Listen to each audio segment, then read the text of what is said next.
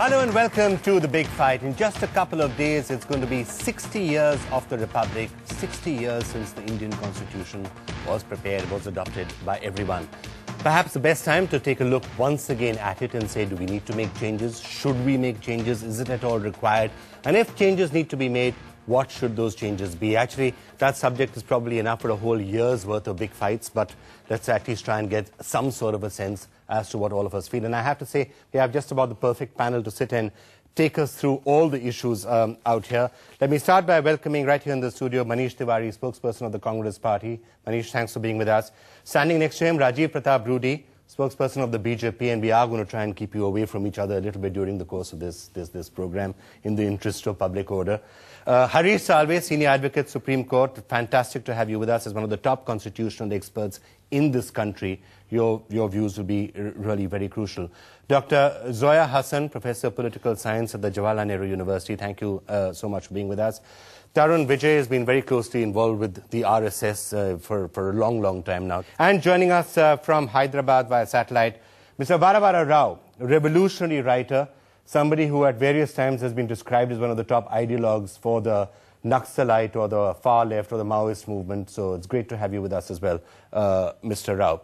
Let me, before we go into all the various changes that can be done, and we don't really want to convert this into a civics lesson, let's just try and identify specific changes that you all feel we might want to do. If I had to just in one line or two lines ask you one change you'd want to make to the Indian Constitution, what would it be? Manish? Well, I think the Indian Constitution has been amended to keep pace with times. So therefore, there is a basic structure which has been locked in by the Supreme Court, and the rest of the field has been left free for the legislature to amend it and keep it in consonance with the times. Rajiv? 60 years down the line, this country today, at the end of the day, is only run for 10 crore people out of 100 crore people. And it seems that the Constitution means something only for these 10 crore people and nothing for the 90 crore people living in this country. And I have reasons to quote why it is so. And I believe that we need to rethink into what is in the Constitution with more than 500 or 600 million people living below the poverty line, with unemployment, with illiteracy, with so many things. We can talk about good things, but there are major challenges which have not been addressed by the Constitution. And we need to introspect into what has gone wrong in 60 years. Speaking for myself, I feel we have a perfect document in our Constitution. If something has gone wrong, it is because we have failed the Constitution, not because the Constitution has failed us.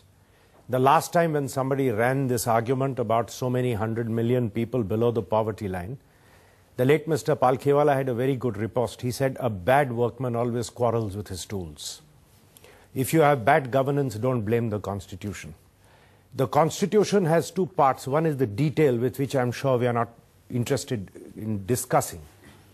The other is the core of the Constitution, your fundamental rights, your directive principles of governance, the broad federal structure. I'm not talking of the nitty-gritty details which keep getting adjusted over a period of time.